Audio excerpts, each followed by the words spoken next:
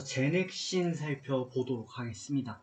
제넥신 같은 경우 저희가 최근에 체크를 하지 않았습니다. 한지가 좀 오래된 종목이기 때문에 살펴봐야 되는 현 시점이고, 이전에 대해 이제 유전자 가위 등 다양한 부분까지도 말씀을 드리면서 제약바이오 관련 이슈를 드렸던 바가 있는데, 아무래도 최근 시장 여건은 그렇게 풍족하지 못했습니다.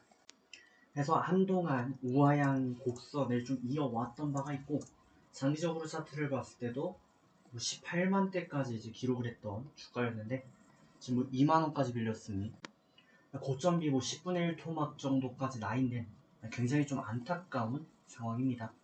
문제는 추세적으로 아직까지도 바닥을 완전 탈피할 듯한 모습을 보이지 않고 있다. 월봉을 기준으로 특히 11선 정도를 이제 돌파 마감해줄 때 바닥을 다지는 그런 패턴을 좀 보여줬는데, 아직 11선을 돌파 마감하지 못하고 있어서 추세적으로 지금 안정되지는 못했지만, 그래도 일본 기준으로는 보시는 것처럼 하단을 다져가는 모양새이긴 합니다. 이에 대해서 이슈 체크를 좀 해보고 추후 대응 방법도 간단히 살펴보겠습니다. 종목명 제넥신 되겠습니다. 시가총액 5,155억대를 유지하고 있습니다. 제넥신 같은 경우 이제 차세대의 항체 융합 단백질 치료제 그리고 치료 백신 사업 등을 영위 중인 제약바이오 관련 기업입니다. 그러다 보니까 면역 치료제나 이제 백신 등 다양한 사업을 영위하죠. 백신 등을 비롯한 이런 제약바이오 관련 기업들은 기술 등에 따른 이슈로 주가가 급등하기도 하지만, 지금처럼 유동성이 축소되고 있는 상황 속에서는 아무래도 상승 동력을 확보하지 못하고 있는 모습이고, 시장에 비해 유독 강하게 하락하는 모습을 보여줘서 좀 안타까운 모습이었습니다만, 그럼에도 불구하고 이제 최근에는 바닥을 다져가는 그런 모습인 것이고요. 간단히 그 사유에 대해서 이제 재물을 보면 알 수가 있는데, 보시는 것처럼 제넥신은 흑자를 내고 있는 기업이 아닙니다.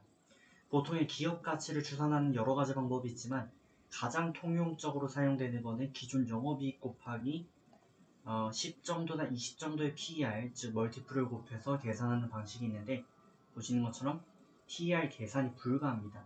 이런 것들이 이제 기술 특례 기업들의 특징이다 라고 할 수가 있는데, 지금처럼 시장이 안 좋을 때는 투자자들 입장에선 현금 흐름을 굉장히 중요하게 여기는데, 제넥신은 투자만으로 사업을 영위 중인 기업이다 보니까 어쩔 수 없이 흑자가 나지 못하고 있고, 흑자가 나지 못하니까 기업 가치 추산이 어렵고, 그러다 보니까 주가가 빠질 수밖에 없는 그런 안타까운 부분이 있습니다. 100억 정도의 흑자를 이어간다라고 쳐도 10배 멀티플을 부여하면 1000억이기 때문에 지금 시가총액은 5천억이죠. 그러니까 정상적으로 지금 기대하고 있는 영업이익은 500억 정도라는 건데, 당장 나오긴 어려운 거죠. 그러다 보니까 기업의 기술력을 감안했을 때 주가 상승 동력이 충분해 보이지만, 지금 같을 때 현실적으로 냉정하게 따져본다면 이거는 왜 이런 주가를 이어가고 있나, 더 빠져도 되는 거 아닌가라는 인식도 존재한다라고 볼 수가 있는 거죠. 그래도 지금 차트적으로는 하단을 다져가는 모양새이기 때문에 우려가 조금 완화된 거 아닌가 라고 보여지긴 합니다. 주요한 거는 이제 추후 대응 방안이 될 것 같아요.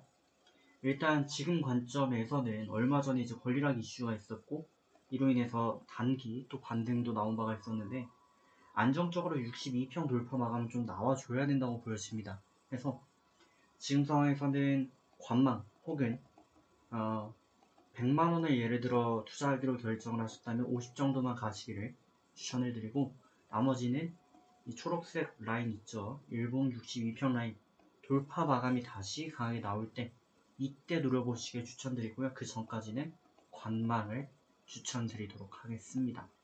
그러면 좋은 결과 만들어 가시고요. 조만간 또 뵙도록 하겠습니다.